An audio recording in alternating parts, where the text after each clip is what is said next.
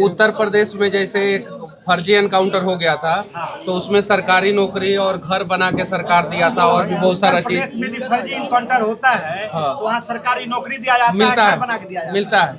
बिहार में ऐसा कोई प्रावधान नहीं है। प्रावधान कैसे नहीं है? गलत किसी को कोई प्रशासन कैसे मार सकता है? डिमांड होना चाहिए ना भाई कि इसको मिलना हाँ, चाहिए। तो इनके परिवार को 1 करोड़ रुपया का आर्थिक सहयोग इन लोगों का मांग है, और एक सरकारी नौकरी और एक मूर्ति लगाया जाए उस लड़के का,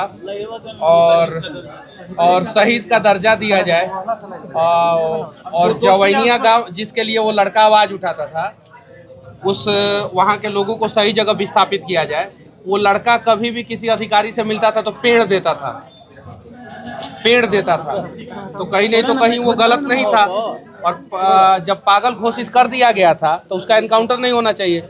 और इस देश में सैकड़ों ऐसे नक्सलवादी हैं, हजारों नक्सलवादी हैं जो मर्डर करने के बाद सरेंडर किए हैं, आत्मसमर्पण किए हैं, तो पुलिस माफ कर दिया, सरकार माफ कर दिया, इनाम देता है। और इसके ऊपर एक भी केस नहीं था, मुकदमा नहीं था, उसके बावजूद इसका एनकाउंटर किया गया है, वो गलत है, जैसा कि ये लोग बता रहे हैं।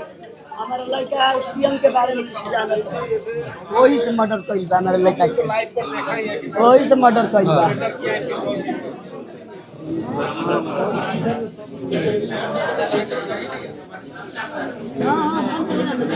हम लोग जो है बहुत अपराध है।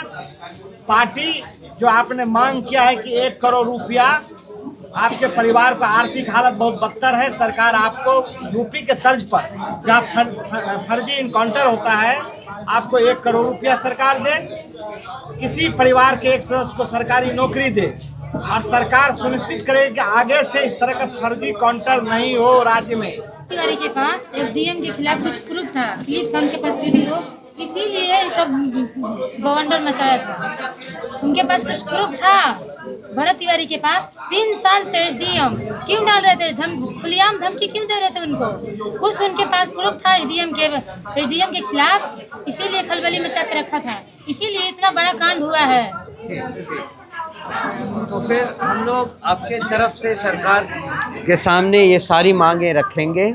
सबसे पहली बात कि वो कोई अपराधी नहीं थे, वो एक सोशल वर्कर थे, जो सामाजिक कार्यकर्ता होते हैं, समाज में जो समस्याएं होती हैं उसको उठाने का काम कर रहे थे, और उसके खिलाफ जो सरकार ने और सरकारी तंत्र ने जो काम किया है वो बिल्कुल ही हत्यारे वाला काम है। उनकी हत्या हुई है, और हम ये चाहते हैं, हमारी पहली मांग आपकी तरफ से यही होगी कि जिन लोगों ने इस हत्या में भागीदारी की है उन सबको उचित कार्रवाई करके जल्दी से जल्दी न्याय दिया जाए।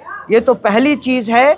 और जो उन्होंने प्रेस विज्ञप्ति निकाला था वो गलत था, उसमें उन्होंने तथ्यों को छुपाया है। इसके लिए एसपी और जो अधीक्षक हैं वो सभी लोग जिम्मेदार हैं, उन सब पर मुकदमा चलाया जाए।